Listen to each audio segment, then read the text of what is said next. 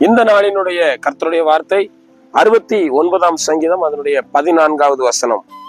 நான் அமிழ்ந்து போகாத படிக்கு சேற்றில் நின்று என்னை தூக்கிவிடும், என்னை பகைக்கிறவர்கள் நின்றும் நிலையாத ஜலத்தில் நின்றும் நான் நீங்கும்படி செய்யும்.